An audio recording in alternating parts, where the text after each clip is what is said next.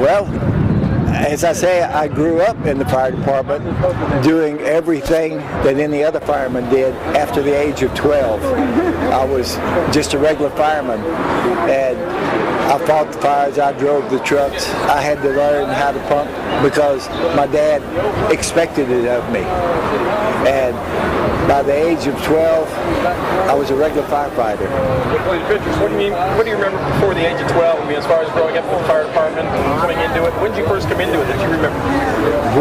My earliest remembrance of it would have been going to fire practice and having to sit and watch what was going on, because I'd sat with my mother over to one side where she took notes of everything that they did, which is in the record book of the complete 2-hour practice, and I had to sit there and be quiet. That was hard to do for a little kid.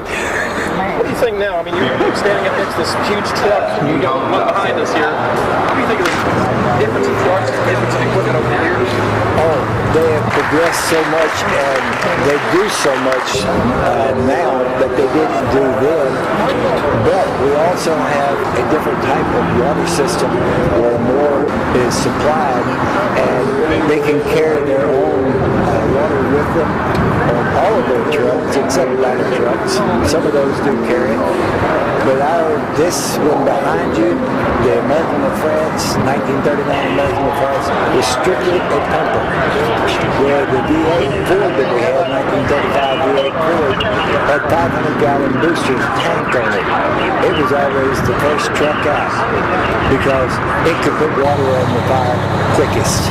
This one had to lay the line and pump the water to the fire, where the V8 had its own water. You mentioned a story about the shed, the truck parked up next to the shed. Tell me a little bit about that.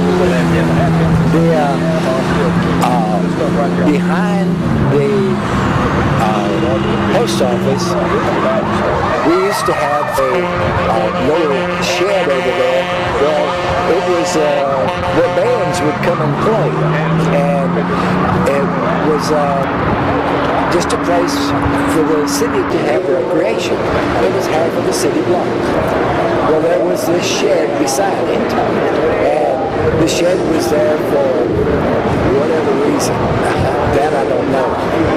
But it was the only place we could put this big ladder truck we got hold of. Where Daddy found it, I don't know. But he came up with one. But it wouldn't fit underneath the shed.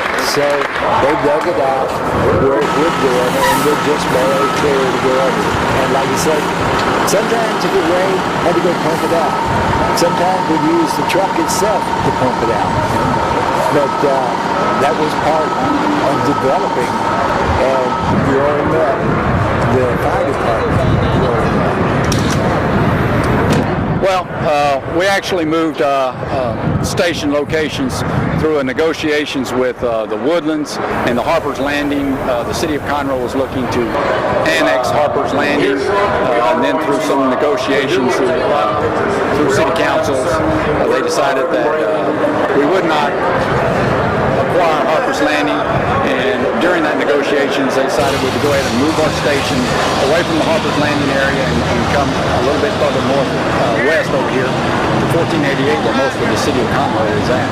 So that's how we came about finding this property. Of course, we had a time searching for property, but Rick B. Owen Jr. helped us out, gave us a piece of property here so we could build this real nice station.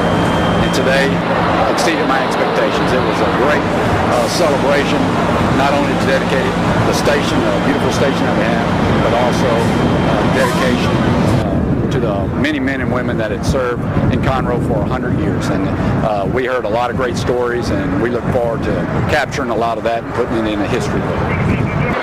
Well, I came to Conroe in 1981 as division chief, and then I was promoted to deputy chief in 1984.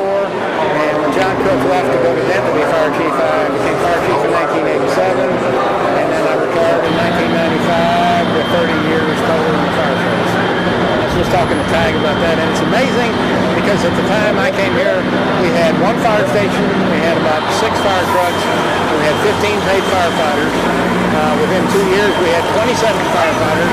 When I made chief, we had 51 firefighters in 3 stations.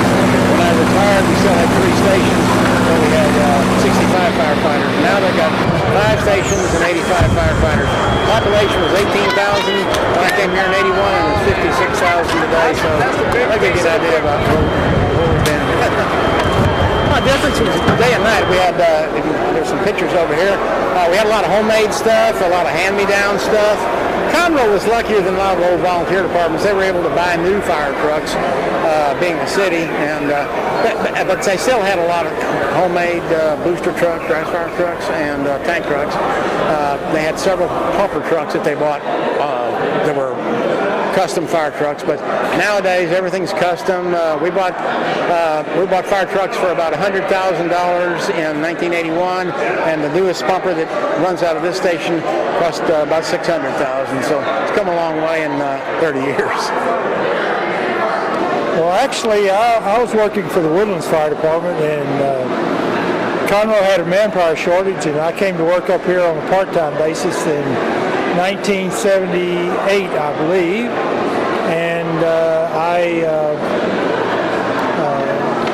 continued to work at the Woodlands Fire Department, and my friend became fire chief up here in Conroe, and I came up here and left the Woodlands and came up here primarily because Conroe Fire Department had a better retirement system than I had at the Woodlands, so I came to work up here, and in 20 years we've grown from City of Conroe Fire Department grew from 1 fire station to 5, and I think they're working on the 6th one now. We had a great crew of people, some good officers that led us, and basically have a very fine organization, and it's progressed to what you see today.